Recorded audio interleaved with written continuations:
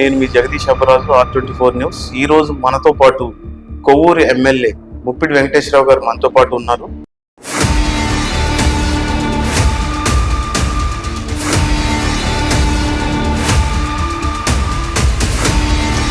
పరిపాలన చేతగాని ఒక ముఖ్యమంత్రికి రాష్ట్రాన్ని అప్పగిస్తే అది ఏ స్థాయికి వెళ్తుంది? 2 వర్గాలుగా 3 వర్గాలుగా కొవ్వూరు నియోజకవర్గం.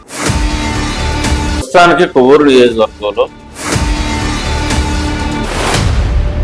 మీతో పాటు ఈక్వల్ గా జనసేనకు కూడా ఎక్స్పోజర్ ఉందంటారా? ఇప్పుడు వర్గీకరణగా టీడీపీకి అనుకూలంగా ఉంది అని నేను చెప్తూ దానికి హైలైట్ చేసుకోవడం వెనకబడింది అంటారా? సమన్వయం జరిగేటువంటి విధంగా అందరికీ సమన్వయంగా చేశారు కాబట్టి ఆంధ్రప్రదేశ్ ప్రజలందరూ దాన్ని ఆమోదించారు. ఒక వర్గం ఓట్లు దూరం అవుతాయనే ఉద్దేశంతోనే అంత సైలెంట్ గా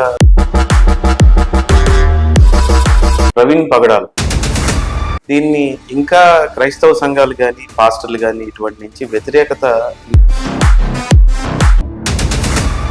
నాకు ప్రతిపక్ష హోదా ఇస్తేనే నేను అసెంబ్లీకి వస్తాను, నాకు రాదంటే నీకు ఆ రైట్స్ ఉంటే నీకు ప్రతిపక్ష హోదా రాదా?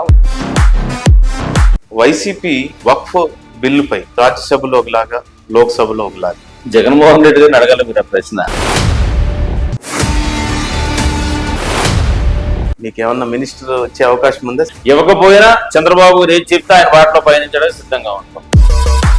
మొదటిసారిగా కొవ్వూరు నియోజకవర్గానికి ఆనాడు కృష్ణబాబు గారికి వచ్చింది మెజార్టీ. ఆ తర్వాత తిరిగి మళ్ళీ ముప్పిడి వెంకటేశ్వరరావు గారు పోటీ చేసిన నాకు రెండోసారి అంత ఎక్కువ మెజార్టీ ఈ నియోజకవర్గ ప్రజలను కూడా ఇచ్చారు. చాలా సాత్వికంగా కనపడే మీరు మీపై కొన్ని అభియోగాలు ఇసుక గురించి. రాష్ట్రంలో ఇసుక కొవ్వూరులో ఒకటే ఉందండి.